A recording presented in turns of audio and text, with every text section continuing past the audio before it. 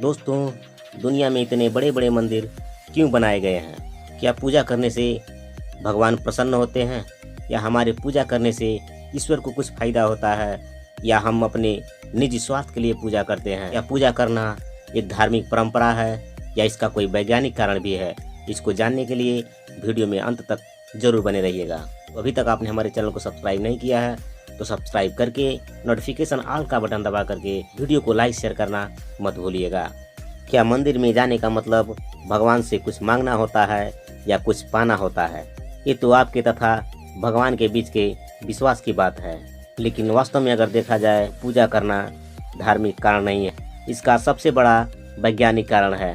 भगवान ने ये कभी नहीं कहा है कि तुम बड़ा से बड़ा मंदिर बनवा करके उसमें हमारा मूर्ति स्थापना करके हमारी पूजा करो।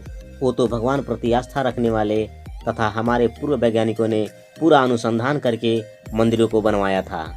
जिन लोगों ने मंदिरों को निर्माण करवाया वो लोग भगवान के प्रति सिर्फ भक्ति ही नहीं रखते थे, बल्कि बड़े बड़े वैज्ञानिक हुआ करते थे। अब आप सोचते होंगे कैसे? तो चलिए एक एक करके सारी फायदे के बारे में जानते हैं।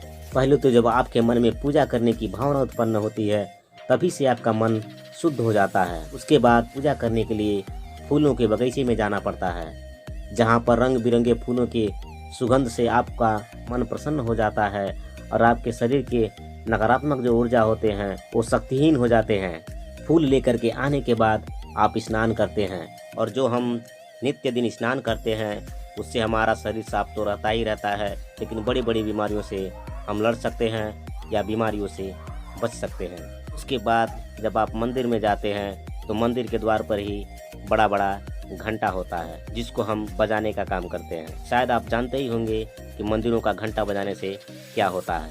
मंदिरों का घंटा बजाने से उसमें से जो तरंग उत्पन्न होते हैं वो तरंग हमारे शरीर के भीतर जो नकारात्मक ऊर्जा होते हैं उसको निकाल करके बाहर फेंकने में हमारी मदद करते हैं। उसके बाद आप मंदिर के भीतर प्रवेश करते हैं। आपके जैसे ही बहुत लोग मंदिर जाते हैं और मंदिरों में धूप, दीप, अगरबत्ती, कपूर जलाए जाते हैं, लेकिन जो हम लोग मंदिरों में जलाते हैं उसका धुआं उड़ करके वायुमंडल में जाता है, जो कि वायुमंडल को स्वस्थ रखने में बहुत बड़ा सहयोग करता है।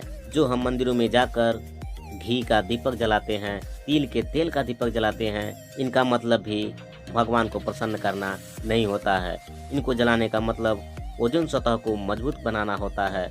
मंदिरों के प्रांगणों में जो हम लोग यज्ञ करते हैं, हवन करते हैं, इसका भी वैज्ञानिक कारण है, क्योंकि यज्ञ और हवन में पृथ्वी से उत्पन्न महत्वपूर्ण अन्न तथा वस्तुओं से की जाती है, जिसका भी धुआं उड़ करके वायुमंडल में जाता है। इसका मतलब भी वायुमंडल को स्वच्छ तथा शुद्ध बनाना होता है, जिसके कारण से हमें ऑक्सीजन की कमी नहीं होती और समय समय से बारिश होती है। दैविक प्रकोप की संभावना घटती जाती है। रोग प्रतिरोधक क्षमता का वृद्धि करने में हमारा मदद करता है।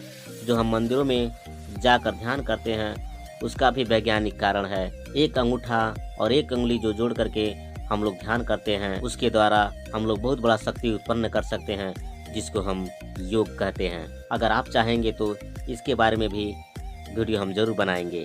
और हम लोग सुबह सुबह जो नहा करके सूर्य को जल अर्पण करते हैं उसका भी बहुत बड़ा वैज्ञानिक कारण है। जब हम जल चढ़ाते हैं तो सूर्य का किरण हमारे जल को छेदन करते हुए हमारे शरीर पर जाकर पहुंचता है, जिससे हमारे शरीर को विटामिन डी प्राप्त होती है। अगर धार्मिक मान्यताओं को माना जाए तो वैसे ही जगहों पर देवता भी वास करते हैं, जहाँ का वायुमंडल शुद्ध होता है, जहाँ पर लोग अपने मन को शुद्ध करके ही जाते हैं, भगवान का दर्शन करते हैं। क्योंकि अगर हम शुद्ध वातावरण में नहीं जाएंगे, शुद्ध जगह पर नहीं जाएंगे, तो हमारा जो ध्यान है वो एकत्रित नहीं हो पाएगा, जो कि हम करना चाहते हैं नहीं कर पाएंगे।